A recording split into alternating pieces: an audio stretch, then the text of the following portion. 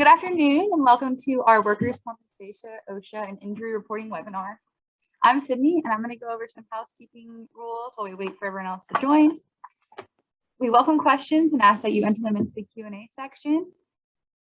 We will be answering questions at the end of the webinar, so make sure you stick around and don't miss out. We have muted everyone during this session as well, so if you have any questions, make sure you go ahead and enter those into the Q&A section so we're able to help you. This session will be recorded and we'll be sure to make sure a copy is available to you, and we'll be sending out an email with more on our newsletters and our webinars each month. I'm so excited to introduce your two speakers today. We have Christy and Taylor. They both have extensive years of HR experience navigating difficult employment issues and the importance of staying compliant while still running your business. And with that said, I'm going to go ahead and turn it on over to them. All right, thank you very much. And yeah, so we are HR partners.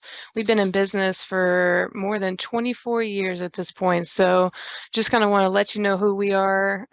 We're coming out with these webinars just to kind of give back, make sure that you know, we can connect with everyone, and feel free, just like Sydney said, to ask us any questions or anything like that you may have. And we would love to hear any suggestions in that Q&A as well, as far as anything that you would like us to cover in the future. And so with that being said, I'm going to go ahead and jump into the workers' comp, OSHA, and injury reporting.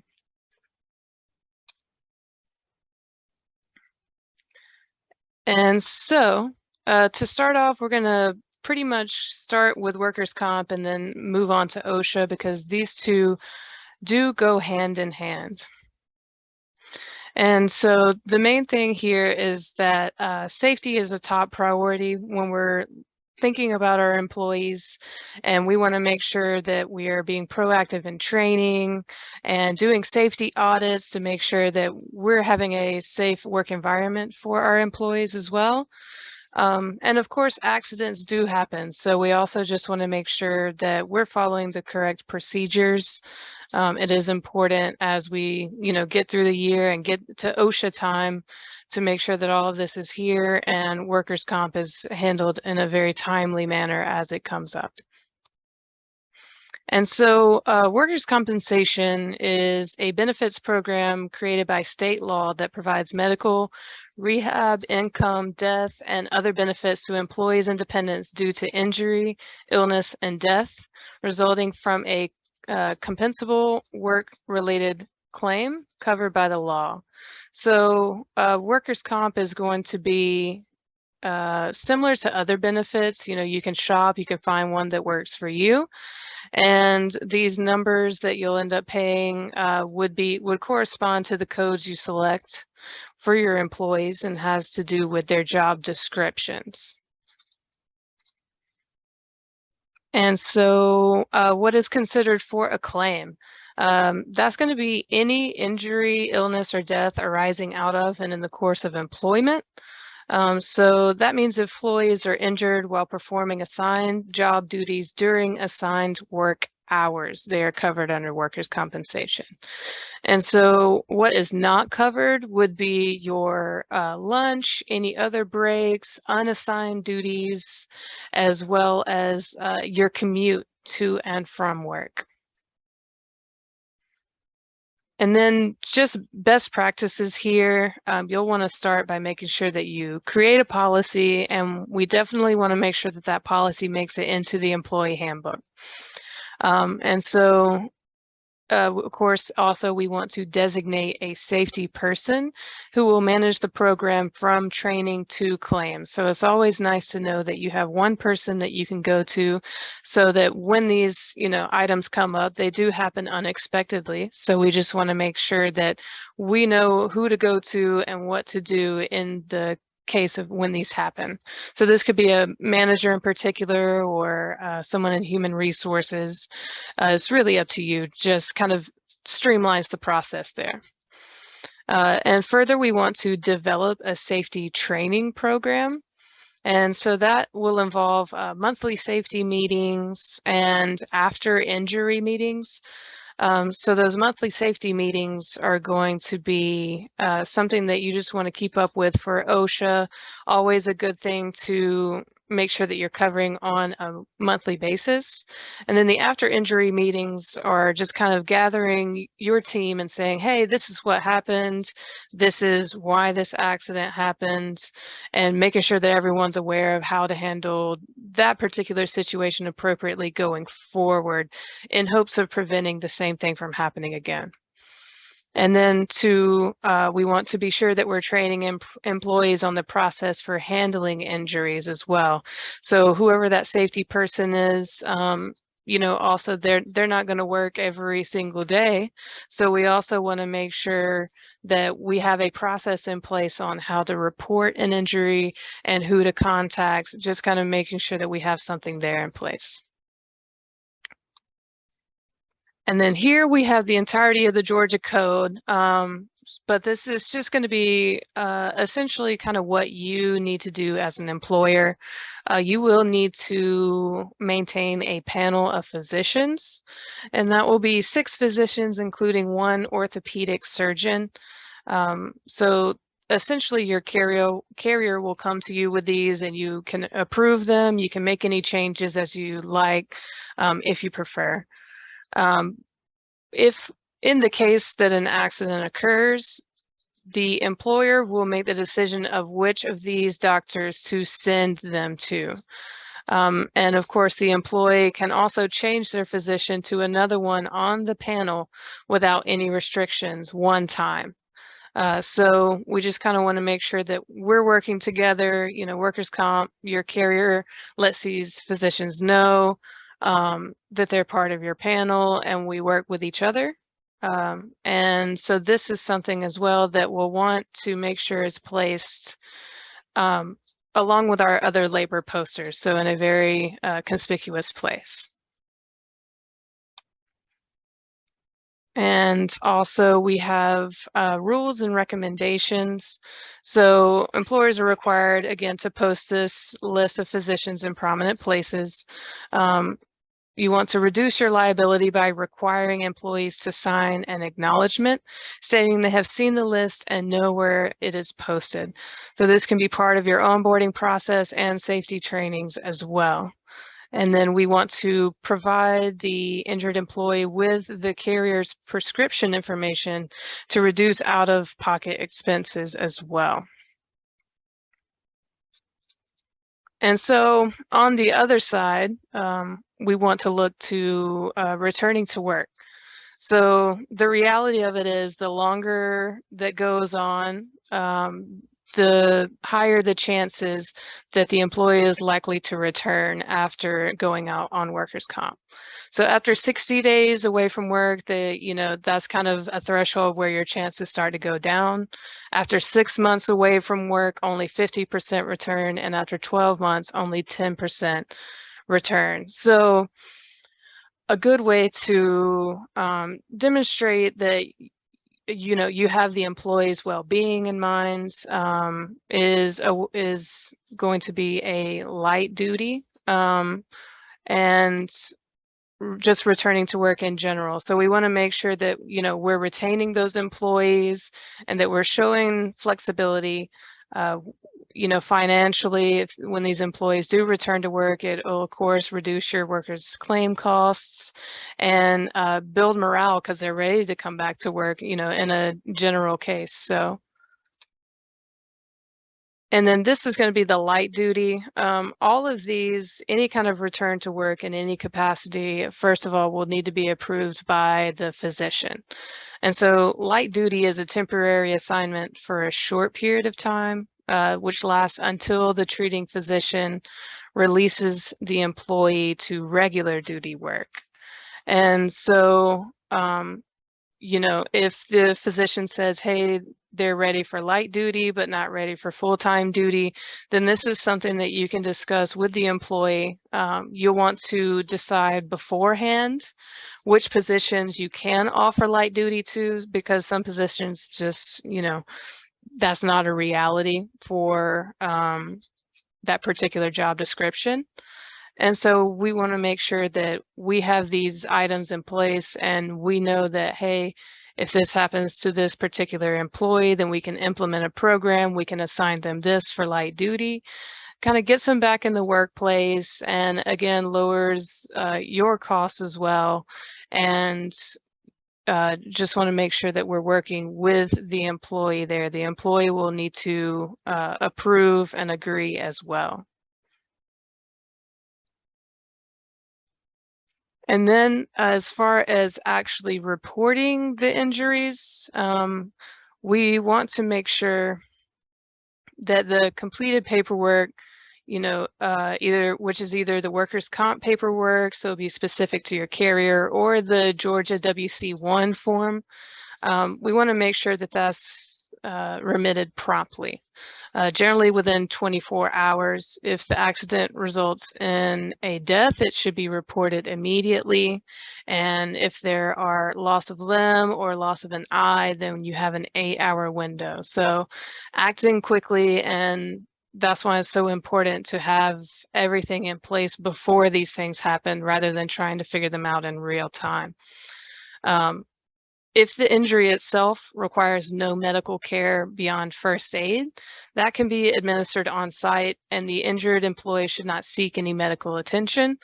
However, a first report of injury form should still be filled out and signed by the supervisor or the designated safety person.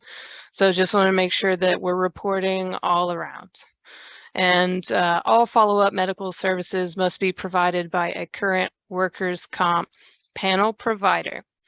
If an employee, wants to decline workers' compensation and they choose to go with their own personal doctor, an employee may be responsible for the medical bills.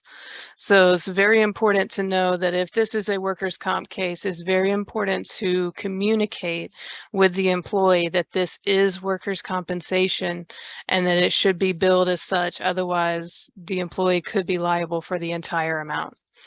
And of course, in cases like this, you should certainly be sure to drug test when you're injured on the job as well, just to reduce that liability factor. And again, so that we can coach going forward, making sure that this does not happen again. And all injuries or occupational diseases must be reported within 24 hours of being notified. So always, just keep in mind you've got this paperwork to do. Fatalities must be reported immediately. Like we mentioned, loss of limb, loss of eye within 8 hours. So the more serious is, the quicker that you need to act. And then the forms that are required by the carrier should be typed or printed legibly. There's a lot of information listed here that is required on each form, and so we want to make sure that we're meeting the requirements of the laws that go along with workers' compensation.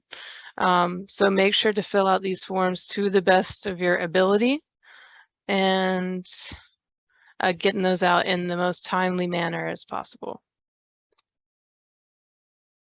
All right, and this is just an example of the form here. So it is a lot to fill out, but some parts are you, some parts are the employee, some parts, some forms will have a witness contact information if that were to be pertinent as well.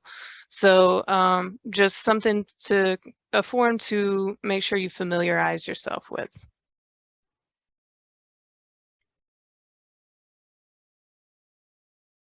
So now we move on to completing the OSHA Form 301.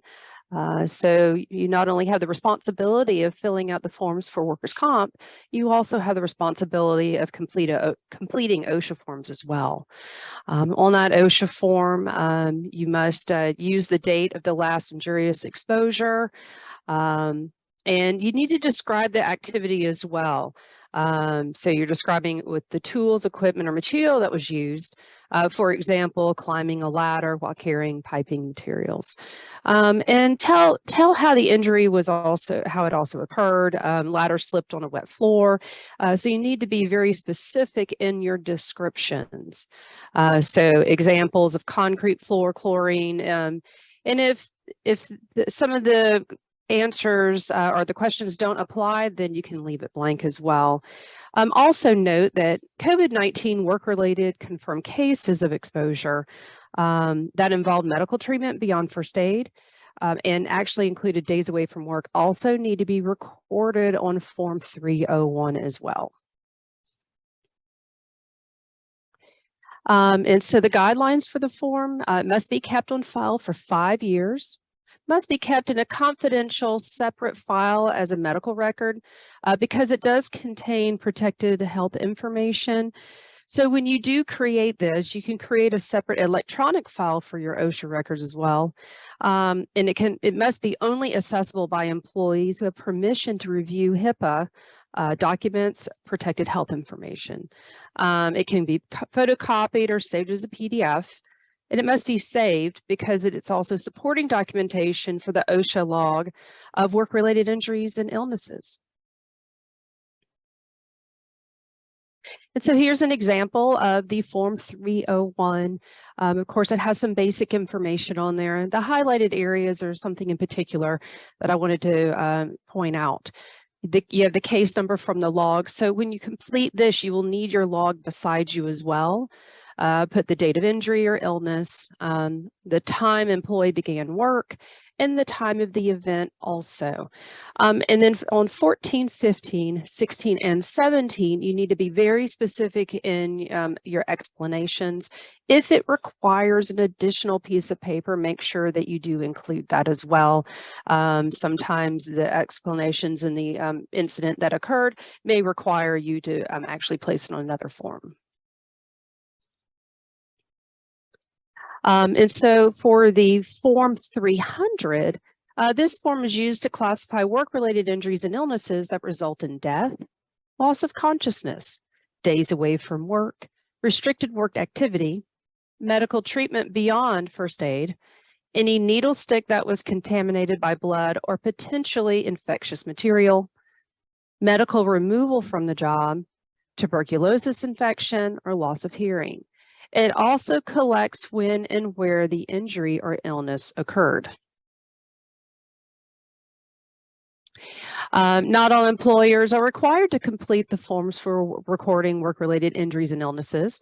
Employers with 10 or fewer employees in the previous year don't need to complete it, except in the event of the following: fatality, inpatient hospitalization, amputation, or loss of an eye. There are already over 60 industries with an employee count of 20 to 249 that are required to file electronically. You can also check on OSHA.gov to verify if your business is required to complete the Form 300. 2 lines can also be used for a single case, just in case that that first line doesn't provide enough information. The days away from work start the day after the injury or illness. You must complete all 5 steps on the form. If your company is required to file electronically, they will need to create a login for the injury tracking application. So that is at OSHA.gov and login.gov. So you must have both logins. And there's also a video provided at OSHA.com to walk you through the steps as well to file electronically. So here's the OSHA Form 300. And as you can see here, you do have multiple lines that you can be able to utilize, and hopefully you don't fill them up. But on column F, it does describe the injury or illness, and this is where you might need to be able to use 2 lines if that one column there on that row does not sufficiently provide enough room for you to complete the description of the injury. So you also have the Form 300A. Form 300A needs to be completed each year, even if there were no injuries or illnesses to report. And you must post this from February 1st through April 30th of the following year. Report the number in each category. Even if there were no cases, then you must enter 0. So here is the Form 300A that must be posted. So basically, you're going to go back to your OSHA log and look at your numbers there and then include them here. And this is the one that must be posted. So in review, when in doubt, encourage employees to seek medical treatment for an injury. If the injury does not require emergency treatment, call a chosen panel provider and schedule an appointment. Be sure the provider knows to conduct drug tests, fax or email documentation to the carrier, and follow up to ensure the employee went to the appointment. You must complete the OSHA forms 301, 300, and 300A, and be sure to report Form 300 each year and display Form 300A. Also, with this, your workers' comp carrier can assist you in working through this process. If you have any questions regarding processes and injuries, the workers' comp carrier is a great resource. And on top of that, at OSHA.gov, they do have an on-site consultation program that provides professional, high quality, and individualized assistance to small business at no cost. In order to get in touch with them, you can contact the regional or area offices for OSHA, and they would be able to assist you in the on-site consultation program. So we can help as well. If you need any more information, you can contact our team here at HR Partners. We can also help you with HR and payroll as well. And if you need benefits like medical insurance, dental and vision, we can also work with you.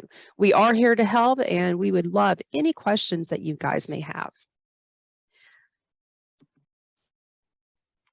All right, so we do have a few questions that I'll go ahead and read off for y'all to answer. Our first one was, do I need to pay workers' comp for a 1099 contractor? Yeah, you do. So the liability is on the employer to make sure that all employees and contractors are covered under workers' comp. The employer can ask the 1099 employee if they have their own coverage, but it is best practice to make sure that they are covered under the company policy to avoid any potential issues. Awesome. Second, where can I get assistance in choosing my panel of physicians?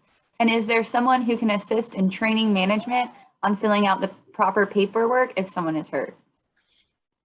Yeah, so essentially, the workers' comp carrier would choose the panel for you. So you would only need to kind of make changes if there was anything there that you didn't agree with. So they do make it easy on that front. As far as training or anything like that, that's going to be carrier specific as well, because a lot of times they'll have their own forms. So you can certainly reach out to them, and I'm sure they would have someone there to help. Or, you know, anyone as far as HR, you know, us at HR Partners could help as well if you needed somewhere to start. And what happens if the employer doesn't report an injury? Oh, I'm sorry, can you repeat? Yeah, sorry about that. What happens if the employer does not report an injury? Oh, if they fail to report? Yeah. Yeah, so the employer is liable if they fail to report an injury to the workers' comp carrier or to OSHA. And they could receive penalties. There's several different violation penalties they could receive. The lowest one is $14,502. So it is very important that you do make sure that you are reporting any injuries, because you don't want to receive any penalties for non-reporting. Oh, yeah.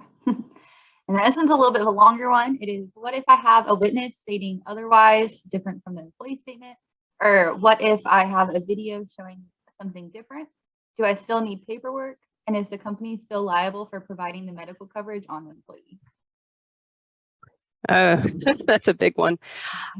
So workers' comp is no fault coverage. And essentially what that means is you need to have workers' comp coverage, but regardless of fault, the employees are covered.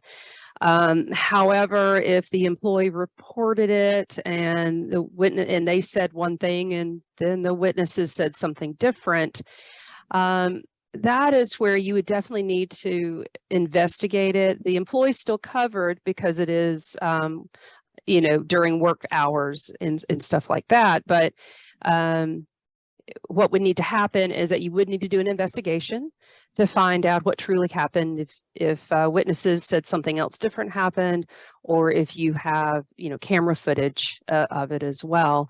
And then at that point, there's several things that you would need to do. If you find that what happened, that the employee was actually at fault for, not following protocols and procedures, then you can follow up with disciplinary actions and making sure that they understand where they didn't follow procedure, and letting them know, hey, let's work on this, and create a plan so that you can get them back to following proper procedure and understanding what that is. The other thing as well is that with your safety meetings, after an injury, you have to have the safety trainings also. So that's bringing the team back and having them understand what was correct, what was incorrect, and why the injury occurred. And so that's how you would manage that. An investigation is definitely key on those as well. This will probably be our last one for today.